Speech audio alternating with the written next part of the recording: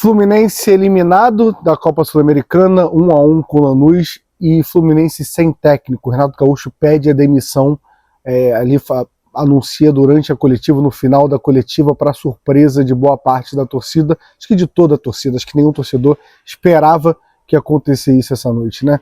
Não tem vinheta aqui nesse pós-jogo, é mais um desabafo, porque tem muita coisa para a gente falar sobre a noite de hoje. Quem puder, só vou pedir para deixar o like e se inscrever no canal, que ajuda a gente a continuar esse trabalho aqui, né?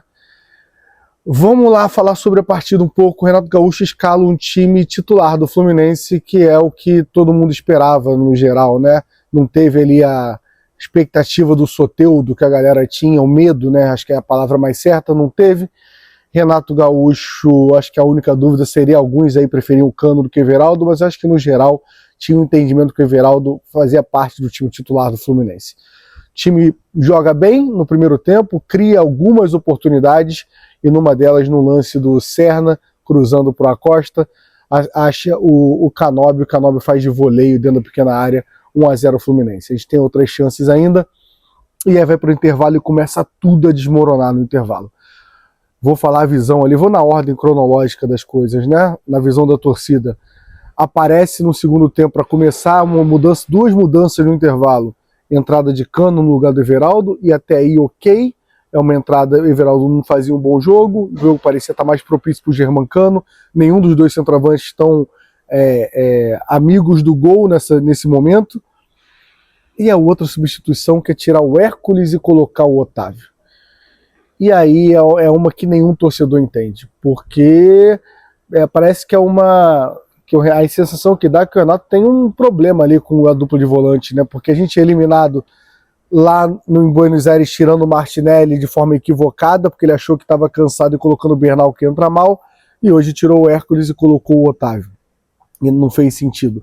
O time até começa criando algumas chances, o Martinelli chuta uma bola ali em cima do goleiro, mas aí num lance onde o René erra um contra-ataque, até nem estava mal na partida, para ser bem sincero. Acho que o Thiago Silva falha, o Canó podia ter feito a falta, a gente toma um gol bobo, uma falha de marcação, e 1-1 a gente precisava de mais um gol. E aí começa todos os problemas aí, né? O time sente, cara, parece que é um time juvenil, parece que é um time sub-20, o time sente o gol e fica abatido. Ali aí o Renato bota 4 atacantes, bota Riquelme, bota John Kennedy, tira o meio de campo, aí vira aquela loucura. Hoje no pós-jogo do Jornada, a gente recebe um superchat, um pix, com uma frase que eu nunca tinha ouvido e que eu achei muito coerente, que é: quem não treina coloca muito atacante. Porque parece que é uma estratégia fácil, né? Você precisa de gols, você coloca 4 atacantes e não importa estratégia mais. E o time até poderia ter empatado, poderia ter ganho o jogo de 2-1 e levado para os pênaltis ali, né? Tem 2 lances ali com o Riquelme cruzando, uma que o Cano chuta, passa rente ao travessão, e a outra que bate na trave. Mas a bola não entrou, e o Fluminense foi eliminado. Só para finalizar, falando do jogo, assim, né, acho que é uma partida onde tem poucos jogadores para a gente exaltar, né? Acho que vale exaltar o Canóbio, fez mais um gol em Copa, e é um jogador que mostra muita vontade, mostra físico, que parece importante nessa temporada, faz mais um gol, entregou gols principalmente nas Copas, e vale exaltar para mim a partida do Freitas. Eu achei a partida do Freitas muito boa hoje, sendo bem sincero. É difícil a gente falar que um zagueiro fez uma partida boa numa eliminação contra o Lanús dentro de casa, mas para mim o Freitas faz uma boa partida sim. Agora, seguindo assim, começa a coletiva. Acho que a gente tem muito para falar dessa coletiva de hoje, que assim, era uma das coletivas mais soberbas que eu já vi de um técnico. Ele dizendo que ele praticamente não erra, que ele fala a frase, né? Não, eu não, até posso errar, mas é muito difícil, a frase que o Renato usa. Ele diz para gravarem essa coletiva que um dia vão usar, que o futebol acabou. Ouvir isso da boca de um cara que ganha mais de 1 milhão é muita hipocrisia, né? Dizer que o futebol hoje em dia não existe mais.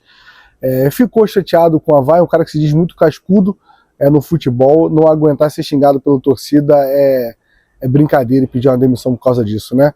Chega a ser um pouco constrangedor. Nem tô aqui debatendo se fez um trabalho ok ou não, mas é realmente bem problemático isso. E na coletiva é um show de se contradizer o tempo inteiro.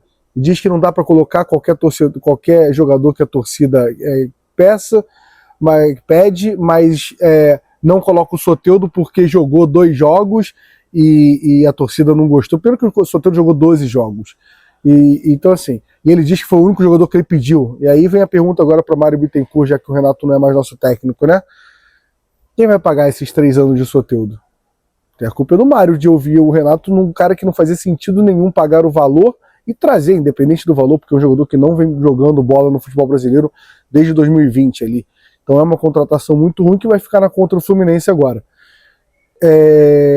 E aí, falando de dinheiro, que não pode questionar que o time dele recebe muito mais que o Lanús, porque senão é só pegar os caras que mais gastam dinheiro, Flamengo e Palmeiras, e botar para disputar o título.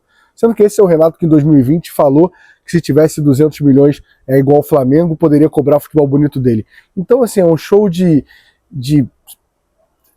se contradizendo, de contradição o tempo inteiro no coletivo do Renato, e ele finaliza para surpresa de todo mundo pedindo demissão. E aí vem, quem vai assumir o Fluminense agora, né? Domingo temos o Marcão, mas o Marcão não vai segurar essa daí. A gente tá numa 8ª colocação de Campeonato Brasileiro e a gente tá numa semifinal de Copa do Brasil. Quem são os técnicos? Assim, confesso que todos os nomes que foram especulados até agora, tem alguns que eu até não quero, mas tem alguns que eu acho ok, não me incomoda, mas não tem nenhum que eu falo, cara, quero muito esse técnico, né? Eu acho que cabe a gente falar com mais calma, de repente num próximo vídeo, falar sobre isso, sobre as mudanças do Renato sair do Fluminense, jogadores que perdem, o Soteldo, por exemplo, perde espaço, Ganso, será que volta a ter muito espaço? Tem muita coisa pra gente comentar. Mas acaba a temporada do Renato Gaúcho, cara, foram 6 meses de Renato Gaúcho muito intenso no Fluminense, né? De um mundial épico que a gente viveu, de resultados mas sem futebol, e agora nessa reta final ele entrega um Fluminense de forma que sai muito desgastado com o torcedor. O torcedor que tinha um carinho com o Renato quando vem contratado, o Renato que sai do Fluminense é o Renato que não lidou bem com a torcida em nenhum momento. É o Renato que confrontou a torcida o tempo inteiro, e eu acho que esse é o recado que sai, o Renato que sai, que parecia o tempo inteiro que não estava satisfeito em trabalhar, que estava, parecia que está fazendo hora extra no Fluminense durante um tempo, mas hoje estamos sem técnico e temos jogos importantes pela frente, né? Fico curioso de verdade com qual o futuro próximo do Fluminense. A gente está falando de um ano de eleição, a gente está falando de um ano de SAF, que querendo passar a SAF, isso pode interferir no técnico, o Mário pode pensar num técnico que vai agradar mais o torcedor. Confesso que não sei o que esperar, mas enfim, é muito frustrante para o torcedor do Fluminense, e para mim também, né, como torcedor, estava na arquibancada, a gente ser eliminado dessa Sul-Americana. Todo mundo sabe, não vou ser hipócrita aqui, que é um campeonato que eu acho um campeonato muito fraco, mas é o campeonato que eu queria. Era o título mais palpável desse ano. Uma curiosidade aqui, eu tinha prometido pro meu moleque que ia levar ele na final no Paraguai, ele já estava com expectativa, no gol do Canobi falou disso comigo na arquibancada, então é um título que obviamente que eu senti, porque a Sul-Americana é um campeonato fácil, mas esse ano estava de bandeja para o Fluminense chegar pelo menos na final. E o Fluminense em 2 jogos contra o Lanús não consegue passar do Lanús. E os 2 pelo segundo tempo. Mexidas erradas, decisão de não atacar o suficiente lá em Buenos Aires, de abrir mão do jogo em Buenos Aires, tentar trazer o empate para cá e no final toma um gol. E aqui, essa mexida do Hércules, ele diz ali, ele explica que o Hércules não está conseguindo ficar em pé, mas aí não é um planejamento errado, porque podia ter jogado contra o Corinthians e ter poupado contra o Vitória, mas aí levou metade do time para jogar contra o Vitória. Então, para mim, parte de um planejamento errado do Renato Gaúcho. Mas, como ele dizia, ninguém consegue ter os números, não consegue ver nada. Eu acho que acaba essa sequência de coletivas arrogantes, soberbas de Renato Gaúcho.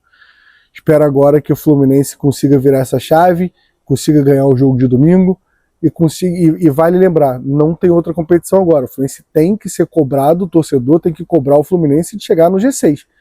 O Fluminense está a 6 pontos do Bahia do G6 e tem que cobrar isso agora, porque o Fluminense tem que estar na Libertadores. O Fluminense gastou 200 milhões de reais. O Fluminense tem uma folha de quase 20 milhões de reais, ou 20 milhões de reais.